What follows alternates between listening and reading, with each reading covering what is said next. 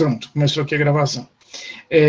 A figura do impetrado é a figura-chave para que eu possa definir a competência para processar e julgar aquele habeas corpus. E aqui a gente vai trabalhar sempre com aquela lógica bem simples, ou seja, eu identifico, Paulinha, quem é o impetrado e vou a uma instância acima. Então, imagina que você esteja impetrando um habeas corpus, Inês, contra uma decisão, por exemplo, ou uma prisão que está sob responsabilidade do delegado. Você vai impetrar aquele habeas corpus no juiz de primeiro grau. Se foi contra a decisão do juiz, você vai impetrá-lo no tribunal vinculado àquele juiz, o Tribunal de Justiça ou TRF. Se quem ordenou a prisão for o Tribunal de Justiça, aí você vai ao STJ e assim por diante. Então, sempre será numa instância acima, sempre será numa instância efetivamente, imediatamente acima daquele que ordenou ou que tem aquela determinada prisão como responsável. então, é essa a estrutura que você vai ter sempre em relação a isso. Então, por exemplo, caberá ao STF julgar os habeas corpus, obviamente, contra as decisões deles e contra as decisões do STJ. Cabe ao STJ julgar aquelas que foram tomadas pelos tribunais de segundo grau. Cabe aos tribunais de segundo grau aquelas que foram tomadas pelo juiz, e ao juiz aquelas autoridades ou aquelas pessoas, porque lembra que eu posso utilizar o habeas corpus contra um particular para, por exemplo, um habeas corpus contra um particular qualquer. Ele vai ter, sim, a possibilidade de conhecer e processar esse determinado habeas corpus nesse contexto. Tá bom? Então, sempre, e eu até te agradeço, porque eu vou rever esse vídeo e corrigir, porque, de fato, está errado. É o impetrado que é o nosso grande referencial para a fixação de competência. Tá bom? Obrigado pela pergunta. O que mais, Paulinha?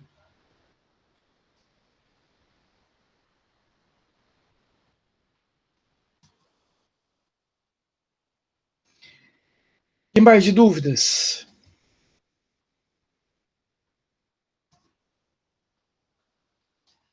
Deve ter mais umzinha. Paulo, dúvidas? Na verdade, só vim verificar, professor, a última aula para ver se, na verdade, surgia alguma dúvida, mas atualmente está tudo tranquilo, graças a Deus. Beleza. Nezinha, dúvidas?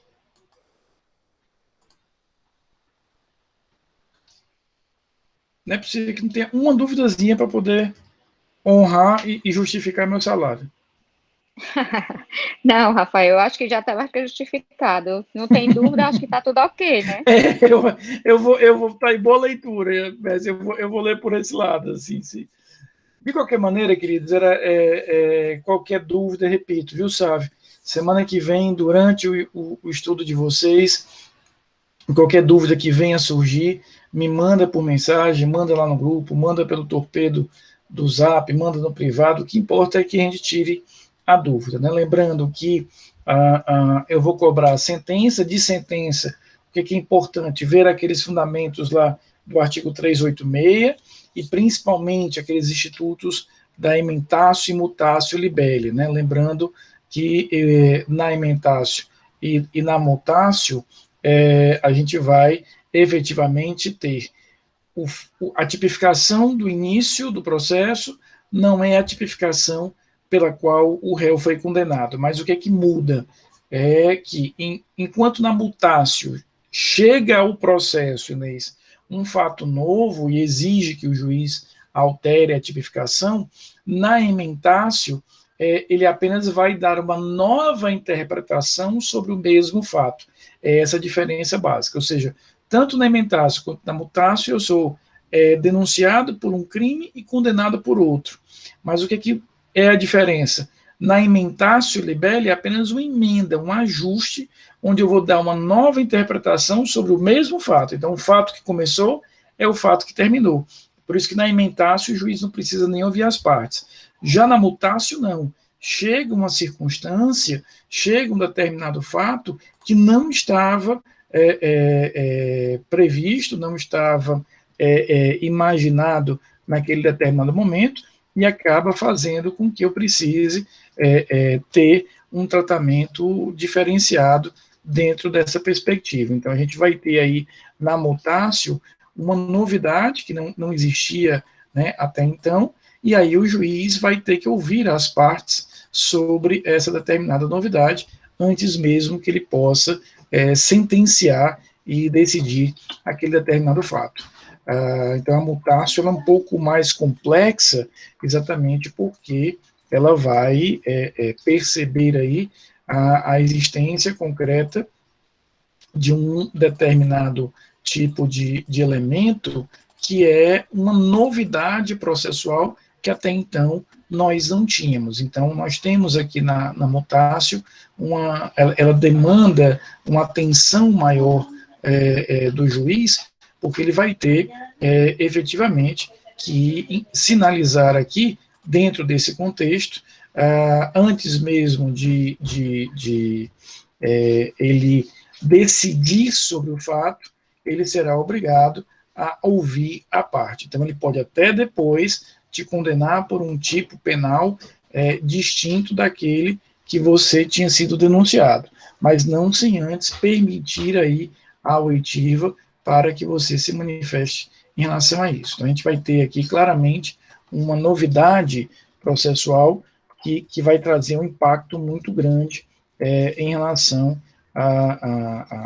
ao processo como um todo. De recurso, o que eu quero que vocês tenham atenção? Aquela estrutura toda que nós vimos na teoria geral dos recursos, aquilo ali é importantíssimo, porque a gente tenha realmente ciência, sobretudo dos efeitos e dos juízos. Em matéria de recurso em espécie, revejam aquela aula e me tragam, repito, as dúvidas na semana que vem sobre o recurso em sentido estrito, porque é importante ali a gente perceber que houve uma revogação tácita de algumas das hipóteses do artigo 581 por previsões expressas lá da lei de execução penal. Então, o legislador faz aquela confusão toda definindo um recurso e baldeando aquilo que a gente tinha como recurso próprio, que era o recurso de distrito. Então, por isso que, para que eu saiba que efetivamente é possível a utilização do recurso sentido estrito, a gente vai ter que fazer sempre aquelas duas perguntas, ou seja, como é que eu sei que o recurso sentido estrito pode ser utilizado? Primeiro, eu vou verificar se aquela decisão está amersa no 581. Se ela estiver, eu posso seguir em frente, aí eu vou fazer a segunda pergunta. Porque se eu perceber que aquela decisão não está no 581, aí meu trabalho é absolutamente mais simples, porque eu tenho, dentro desse contexto, a exclusão da possibilidade do recurso em sentido estrito. Mas se há um recurso em sentido estrito, se é possível utilizar, se há a previsão no artigo 581, eu passo para a segunda pergunta, que é verificar se efetivamente nós tínhamos ali, dentro daquele contexto, a possibilidade de imaginar a decisão tomada pelo juízo do conhecimento ou pelo juízo da execução. Então, a primeira pergunta é, está no 581? Está. Aí eu faço, Neizinha, a segunda pergunta, que é saber se aquela determinada matéria está no juízo, foi tomada pelo juízo de conhecimento ou pelo juízo de execução. Porque se eu responder que foi juízo de conhecimento, continua sendo uma hipótese de recurso seguido estrito. Se eu respondo que a decisão foi tomada para a fase de execução, caberá aí o agravo de execução dentro desse determinado contexto. Então, a gente vai perceber aqui, de forma muito clara, a existência real dessas duas possibilidades. Então, a gente tem que ter cuidado, porque apesar de escrito no 581, Paulo, pode ser caso de agravo de execução, se a decisão foi tomada pelo agravo. Quando a gente fala de apelação, lembrar que as hipóteses estão no 416, no 593, e muita atenção para aquela hipótese do inciso 3º do 593, que trata de júri. Ali você vai sempre ter que indagar se a parte da decisão que você está atacando, ela é uma parte ligada à decisão dos jurados ou se é uma parte ligada à decisão do juiz.